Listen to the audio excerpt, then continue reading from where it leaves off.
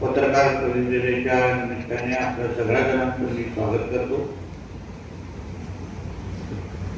आताच आमच्या सिंधुदुर्ग जिल्ह्याचे जिल्हाध्यक्ष सन्मान्य प्रभाकर सावंतजींनी ज्या गोष्टीचा उल्लेख केला की आदरणीय देशाचे पंतप्रधान नरेंद्र मोदीजींच्या 12 वर्षाच्या यशस्वी अशा कारकिर्दीच्या निमित्ताने ही पत्रकार परिषद आमचे राष्ट्रीय अध्यक्ष आदरणीय नितीन नवीनजी यांच्या सूचनेनुसार राज्य पातळीवर जिल्हा पातळीवर सगळीकडे अशा पद्धतीच्या पत्रकार परिषद होत आहे। शुक्रवारी राज्याचे आदरणीय मुख्यमंत्री देवेंद्र फडणवीसजींनी या संबंधित विषयाची पत्रकार परिषद घेतली आणि सिंधुदुर्ग जिल्हा म्हणून प्रदेश भारतीय जनता पक्षाच्या वतीने आमचे आदरणीय प्रदेश अध्यक्ष रवी चव्हाण साहेबांचे सिंधुदुर्ग जिल्ह्यामध्ये ही पत्रकार परिषद घेण्याची जबाबदारी ही माझ्यावर टाकलेली आहे आणि म्हणून ह्या पत्रकार परिषदेच्या निमित्ताने आदरणीय मोदी साहेबांच्या 12 वर्षाच्या कारकिर्दीचा लेखाजोखा त्याचबरोबर पंतप्रधान म्हणून सर्वात जास्त दिवस या देशाची सेवा करण्याचा मान आहे तोही आमच्या मोदी साहेबांच्या नावाने नोंद झालेला आहे आणि म्हणून या निमित्ताने आपल्या माध्यमातून आदरणीय मोदी साहेबांच्या ह्या पूर्ण प्रवासाबद्दल त्यांच्या विविध निर्णयाबद्दल असो विविध एकंदरीत वाटचालीबद्दल मी माहिती देण्याचा प्रयत्न करणार आहे। राज्याच्या मुख्यमंत्र्यांनी जे पत्रकार परिषदेमध्ये तसं म्हटलं तर सगळ्याच विषयावर प्रकाश टाकलेला आहे। म्हणजे आदरणीय मोदी साहेबांनी या 12 वर्षामध्ये या देशामध्ये देशाच्या विविध क्षेत्रामध्ये जी वाटचाल केली जे निर्णय घेतले जे परिवर्तन आणलं त्या सगळ्या बाबतीमध्ये मुख्यमंत्री साहेबांनी अतिशय विस्तृतपणे त्या पत्रकार परिषदेमध्ये माहिती दिलेली आहे। म्हणजे 2014च्या अगोदर आपला भारत देश आणि विविध क्षेत्रामध्ये या देशामध्ये झालेलं परिवर्तन ह्याचा अनुभव आपण पत्रकार असाल राजकीय पक्षाचे कार्यकर्ते असाल उद्योजक असाल पण त्याच्या अगोदर या देशाचे नागरिक म्हणून आपल्याला निश्चित पद्धतीने फरक जाणवला असेल। आम्ही अभिमानाने ज्या गोष्टी बोलतो त्या उल्लेख करतो की आमचा हा देश भारत देश हिंदुस्थान ज्या देशामध्ये 90% हिंदू समाज राहतो या देशाला आपण हिंदू राष्ट्र म्हणून ज्याला उल्लेख करतो त्याचा उल्लेख करतो। मी माझ्या पत्रकार परिषदेतून या एका विषयावर प्रकाश टाकण्याचा प्रयत्न करणार आहे की ज्या देशामध्ये 2014च्या अगोदर गर्व से कहो हम हिंदू है हे बोलायला त्या गोष्टीवर आपल्याला भीती वाटायची। कुठल्याही आपले सणासुदीवर सर्रास पद्धतीने बंदी घातली जायची। हिंदू म्हणून ओळख आपण सांगायची का याही बाबतीमध्ये चर्चा व्हायची, भीती पसरायची। 2014च्या बदल जो काँग्रेसच्या काळामध्ये आपण पाहिला, अनुभवला आणि त्याचं विश्लेषण करण्याच्या बाबतीमध्ये अगर आपण कोणाला विचारलं तर 2014च्या अगोदरचा भारत हा तुष्टीकरण आणि लागू चालन करणारा भारत देश म्हणून इथे ओळखला जाईल. देशातल्या अल्पसंख्याकांना केंद्रित करणारा राजकारण, प्रशासन, निर्णय हे एवढेच विषय आमच्या देशामध्ये प्रामुख्याने होय. कुठल्याही सरकारी योजना तयार करत असताना आपली जी तुष्टीकरणाचं राजकारण, अल्पसंख्याक वोट बँक ह्याला आपण प्रोटेक्ट कसं करायचं, ह्याला आपण सुरक्षित कसं ठेवायचं, एवढं एकमेव काम अगोदरच्या काँग्रेस सरकारच्या वतीने होत असताना आपल्याला दिसायचं. म्हणजे अतिरेकी कारवाया बघा, काश्मीरची परिस्थिती बघा, मंदिरांच्या अवतीभोवती राम मंदिरचा विषय असो किंवा देशातला राहणारा हिंदू समाज स्वतःला जे असुरक्षिततेची भावना 2014च्या अगोदर जे त्यांच्या मनामध्ये असायची त्या बाबतीचे असंख्य उदाहरणं, अनुभव आपल्याला ह्या निमित्ताने ऐकायलाही मिळतील आणि आपल्याला अनुभवायला येईल. एक प्रश्न आपण स्वतःला विचारला पाहिजे की 2014च्या अगोदर यूपीए किंवा काँग्रेसचा कुठला तरी पंतप्रधान, मुख्यमंत्री हा कुठल्या तरी हिंदू धार्मिक स्थळाकडे, मंदिरामध्ये जाऊन आपल्याला कधी महाआरती करताना दिसला होता का? देवाच्या समोर जाऊन नतमस्तक होत असताना दिसला होता का? कुठलाही पंतप्रधान डोक्यावर टिळक लावण्याच्या अगोदर 2 वेळा विचार करायचा त्याच्या 14च्या अगोदर. या सगळ्या मध्ये बदल, परिवर्तन समाजामध्ये हिंदू समाजाला केंद्रबिंदू ठेवून देशाचं राजकारण, देशाचं सरकार, देशाचे सरकार निर्णय घेऊ शकतात हे उत्तम उदाहरण किंवा हे आदरणीय मोदी साहेबांच्या कारकिर्दीच्या पासून दिसायला लागलं, अनुभवायला लागलं. हे माझ्या दृष्टिकोनातून हा अत्यंत महत्वाचा विषय आहे. आज 14च्या नंतर झालेल्या प्रत्येक निर्णयामध्ये तुम्ही पहा, आतापर्यंत जो बहुसंख्य असलेला आपल्या देशामध्ये असलेला हिंदू समाज, ज्याच्याकडे कोण पाहायचं नाही, त्याला केंद्रबिंदू ठेवून कोण निर्णय घ्यायचा नाही, ते देश, धर्म या तिन्ही मुद्द्याला कोणाला हात लावायचा पण भीती वाटायची. हिंदू समाजाच्या जवळ आम्ही गेलो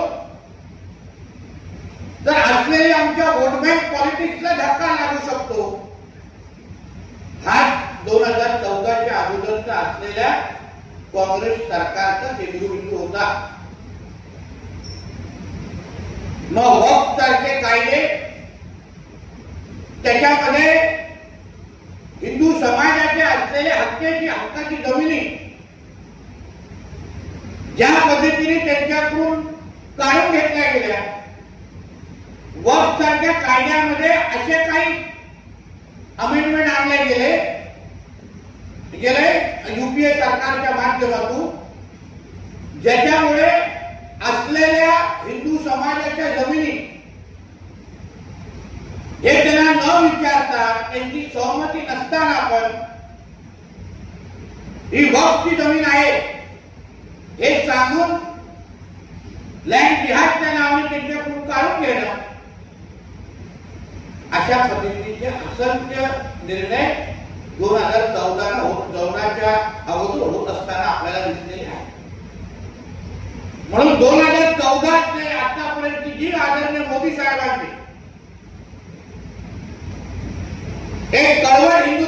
विचाराचे आणि राष्ट्रीय स्वयंसेवक परिवाराच्या म्हणजे पार्श्वभूमी असलेला एक स्वयंसेवक जेव्हा देशाच्या मुख्य स्थानी जेव्हा नेतृत्व करतो तेव्हा राष्ट्रप्रथम या भूमिकेला नजरेसमोर ठेवून आणि हिंदू हित की जो बात करेगा वही देश पे राज करेगा हा मुद्दा नजरेसमोर ठेवून 2014 पासूनची वाटचाल ही आपल्या सगळ्यांच्या दृष्टिकोनातून एक हिंदू म्हणून ही अत्यंत महत्वाची ठरलेली आहे. आतापर्यंत जे काही निर्णय आदरणीय मोदी साहेबांच्या कारकिर्दीमध्ये 12 वर्षांमध्ये झाले, वर्षानुवर्ष अयोध्यामध्ये राम मंदिर होणार हा जो काही मुद्दा वर्षानुवर्ष आपण फक्त ऐकायचो, पण आदरणीय मोदी साहेबांनी वारंवार आपल्या भाषणांमध्ये, पत्रकार परिषदेमध्ये, इंटरव्ह्यूमध्ये ते राम मंदिर हा विषय आमच्यासाठी निवडणुकीचा मुद्दा नाही, हा एक आस्थेचा विषय आहे आणि म्हणून कुठल्याही निवडणुकीच्या नजरेसमोर न ठेवता जो वर्षानुवर्ष प्रलंबित असलेला जो कोर्टामध्ये जो केस होती, देशामध्ये कुठलाही छोटी मोठी पण दंगल घडली नाही आणि आज अयोध्यामध्ये भव्य राम मंदिर उभं राहिलेलं आहे आणि प्रत्येक हिंदू समाजाला अभिमान वाटेल असं राम मंदिराचं दर्शन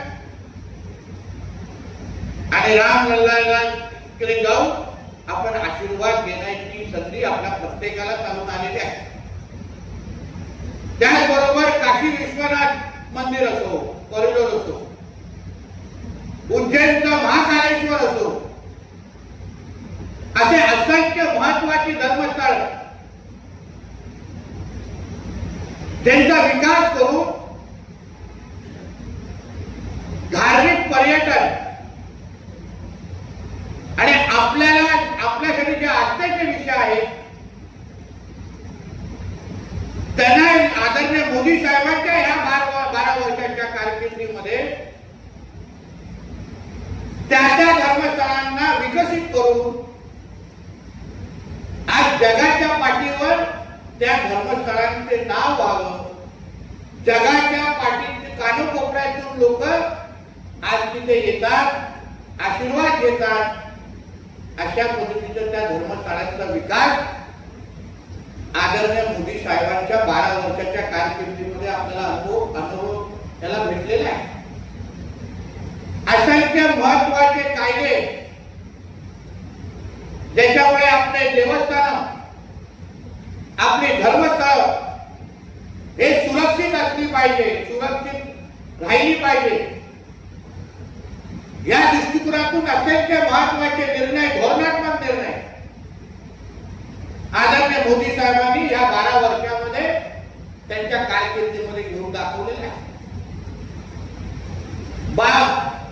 14च्या अगोदरचा जो वक्फ कायद्याचा उल्लेख मी तुमच्या समोर केला, याच 12 वर्षाच्या कारकिर्दीमध्ये असंख्य हिंदू समाजाला त्यांच्या हक्काच्या जमिनी परत एकदा करून देण्याचं पुण्य काम हे आदरणीय मोदी साहेबांच्या कारकिर्दीमध्ये त्या कायद्यामध्ये अमेंडमेंट करून आपण करून दाखवलेले आहे. आता जे काही जमिनी ज्या हिंदू समाजाच्या आहेत ते कोणच वक्फची भीती दाखवून बळकावून घेऊ शकत नाही, लँड जिहादच्या नावाने त्यांच्याकडून घेऊ शकत नाही, अशी ताकद या देशातल्या हिंदू समाजाला या आमच्या एनडीए प्रणित मोदी साहेबांच्या नेतृत्वात असलेल्या सरकारने मिळवून दिलेली आहे. अशा पद्धतीचे महत्वाकांक्षी निर्णय ज्याच्यामुळे हिंदू समाजाला खऱ्या अर्थाने ताकद देण्याचं काम आदरणीय मोदी साहेबांनी गेल्या 12 वर्षापासून केलेला आहे. आज देशाचे पंतप्रधान ज्या ज्या राज्यात जातात, जो जो प्रवास करतात, मग आंतरराष्ट्रीय पातळीवर असेल ते देशाच्या कुठल्याही राज्यामध्ये असेल, आमच्या देशाचा पंतप्रधान स्वतः हिंदू असल्याची ओळख पुसत लपून ठेवत नाही आणि गर्वाने जाऊन त्या मंदिरात पूजा करत असताना आपल्याला दिसतात. हा फरक 2014च्या नंतर आपल्याला सगळ्यांना अनुभवायला भेटलेला. फक्त देशामध्ये नाही पण आंतरराष्ट्रीय पातळीवर हिंदू, सनातन हिंदू धर्म, हिंदू संस्कृती याला खऱ्या अर्थाने प्रोत्साहन कोणी दिलं असेल तर ते आमच्या आदरणीय पंतप्रधान मोदी साहेबांनी दिलेलं आहे. आज तुम्ही असंख्य राष्ट्रीय देश पातळी, आंतरराष्ट्रीय पातळीवर जेव्हा अन्य देशांचे पंतप्रधान आणि राष्ट्रपती जेव्हा आपल्या देशामध्ये येतात किंवा आपले पंतप्रधान जेव्हा त्यांच्याकडे जातात तेव्हा नमस्कार करून एक दुसऱ्याचं स्वागत करतात. हा फरक आदरणीय मोदी साहेबांच्या कारकिर्दीमध्ये बघायला भेटलाय. आता मोदी साहेब जेव्हा कुठल्याही राष्ट्रपतींना त्या देशाच्या प्रमुखांना भेटल्यानंतर हातात भगवद्गीता देण्याची प्रथा ही आमच्या मोदी साहेबांच्या कारकिर्दीमध्ये आम्हाला अनुभवायला भेटलेली आहे. हा फरक आदरणीय मोदी साहेबांच्या कारकिर्दीमध्ये या 12 वर्षामध्ये आपल्याला अनुभवायला भेटलेला आहे. आणि म्हणूनच ही 12 वर्ष आदरणीय मोदी साहेबांच्या नेतृत्वात ज्या तुष्टीकरणाचं राजकारण होतं, जे लांबून चालण्याचं राजकारण होतं, सगळं काय वोट बँक पॉलिटिक्स, हे जे काही काँग्रेसचं घाणेरडं राजकारण आहे ज्याच्यामुळे देशातला असलेला हिंदू समाज हा असुरक्षिततेची भावना त्याच्यामध्ये निर्माण होत होती. आमचा कोणच वाली नाही हे जे काही 14 अगोदरची जी भावना होती, आज जे पश्चिम बंगालमध्ये आपण पाहतो, आज जे आसाममध्ये आपण पाहतो, असंख्य राज्यांमध्ये, महाराष्ट्रासारख्या राज्यामध्ये पाहतो, आज हिंदू समाज एक ताकद म्हणून, हक्काची वोट बँक म्हणून आज तयार झालेली आहे. आज आणि हिंदू समाजाला बाजूला ठेवून कोणीही साध्या गावाचा सरपंच, आमदार, खासदार बनू शकत नाही.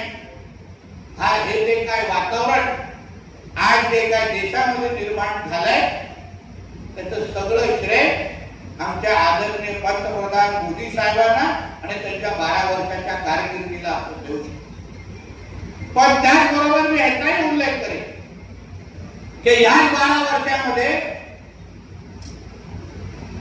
ट्रिपल तलाक सारख्या विषयाबद्दल क्रांतिकारी निर्णय घेण्याचं काम आमच्या आदरणीय मोदी साहेबांच्या कारकिर्दीमध्ये झालेलं आहे.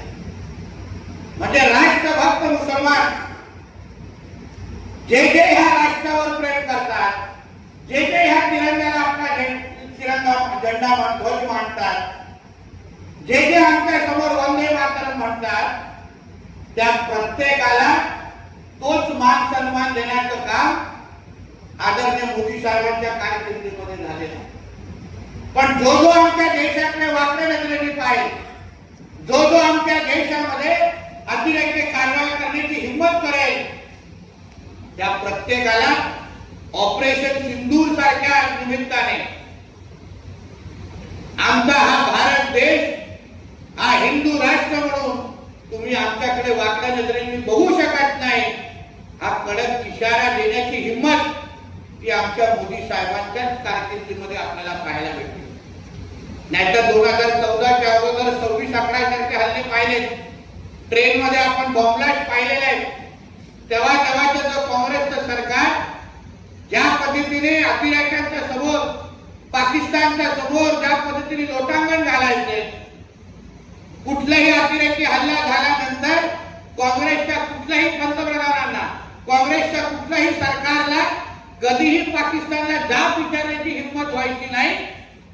पण आज 2014च्या नंतर पाकिस्तान असो ते कुठलेही जिहादी मानसिकतेचे कुठलीही संघटना असो, अतिरेकी संघटना असो, त्या प्रत्येकाला ह्याची जाणीव झाली आहे की भारताचे पंतप्रधान आदरणीय मोदी साहेब असल्यामुळे कोणीही आमच्या या भारताकडे, हिंदुस्थानाकडे, हिंदू राष्ट्राकडे वाकड्या नजरेने पाहू शकत नाही.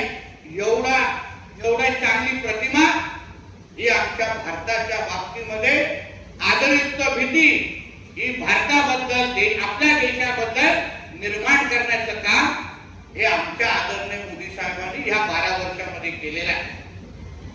आणि म्हणूनच आज त्यांच्या 12 वर्षाच्या कारकिर्दीमध्ये विकासाचे असंख्य निर्णय त्यांनी घेतलेले आहेत.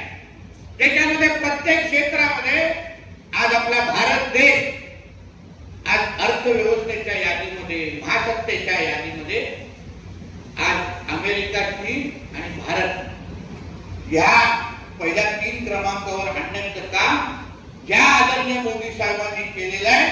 पण ते करत असताना त्यांनी जे काही तुष्टीकरण आणि लांबून जाण्याचं जे राजकारण होतं, घाणेरडं अल्पसंख्याक केंद्रित जे वोट बँकचं राजकारण होतं, त्याला बाजूला सारून खऱ्या अर्थाने भगवाला मान सन्मान देण्याचं काम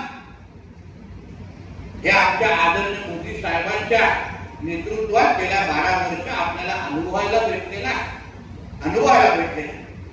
आणि म्हणून या त्यांच्या 12 वर्षाच्या या पूर्ण प्रवासाचा लेखाजोखा घेत असताना, विकास करत असताना सुरक्षित आपल्या देशामध्ये असणं, जसं मी उल्लेख केला, घर से करो हम हिंदू है ही ओळख अभिमानाने सांगणं, जय श्रीराम सारख्या घोषणा आपण हक्काने कुठेही देऊ शकतो. आज बांगलादेश मधला हिंदू असेल, पाकिस्तान मधला हिंदू असेल, प्रत्येकाला माहिती आहे की आमच्यासाठी सर्वात सुरक्षित देश कुठला असेल तर तो भारत देश आहे. मोदी साहेबांच्या नेतृत्वात असलेला आमचा हा भारत देश आहे. ही ओळख, असा कणखर नेतृत्व ह्या 12 वर्षामध्ये आपल्याला एक भारतीय म्हणून अनुभवायला भेटलं. हे आपल्यासाठी सर्वात अभिमानाची गोष्ट आहे. जे 14 अगोदर जे आपण हिंदू म्हणून करू शकलो नाही, 14 नंतर आपण प्रत्येक जण आपल्या घरात, म्हणजे आपल्या हिंदू सणासुदी असो, आपल्या हक्काच्या जमिनी असो, लव जिहाद सारख्या केसेस संदर्भात प्रशासनाची कडक भूमिका असो, किंवा समान नागरिक कायदा असो, या सगळ्या बाबतीमध्ये आपण हक्काने आणि अभिमानाने आणि खुल्या मनाने आणि खुल्या वातावरणामध्ये आज ज्या देशामध्ये आपण बोलू शकतो, एक दुसऱ्याची चर्चा करू शकतो, आणि ते निर्णय होत असताना जे अनुभवायला आपल्याला भेटतात, ते सर्वात मोठं योगदान आदरणीय मोदी साहेबांनी गेल्या 12 वर्ष आपल्यासाठी दिलेलं आहे. या बाबतीमध्ये भारतीय जनता पक्षाचा कार्यकर्ता म्हणून मला निश्चित पद्धतीने त्यांच्याबद्दल अभिमान आहे. पण एक हिंदू म्हणून माझ्या देशाच्या पंतप्रधानांनी माझ्या देशाला एक सुरक्षित देश, सर्वात जास्त सुरक्षित देश कुठला असेल तो आमचा भारत देश आहे. ही जी खऱ्या अर्थाने ओळख मिळवून दिली ते आदरणीय पंतप्रधान मोदी साहेबांना आमच्या सिंधुदुर्गच्या वतीने मी मनापासून त्यांचं अभिनंदन करतो. आणि त्यांना या 12 वर्षाच्या यशस्वी कारकिर्दीसाठी आणि असंख्य भविष्यामध्ये रेकॉर्ड अजूनही तोडणार आहे. हे तो सुरुवात आहे. नेहरूजींना मागे टाकलं आहे, पण प्रत्येक क्षेत्रामध्ये आपल्या भारत देशाला अग्रेसर देश आणि एक क्रमांकावर ठेवण्याचं काम आमचे मोदी साहेब त्यांच्या नेतृत्वात आणि त्यांचं पूर्ण केंद्र सरकार निश्चित पद्धतीने ठेवेल, हा विश्वास या निमित्ताने व्यक्त करतो. इथेच थांबतो. धन्यवाद. आपले काही या संबंधित प्रश्न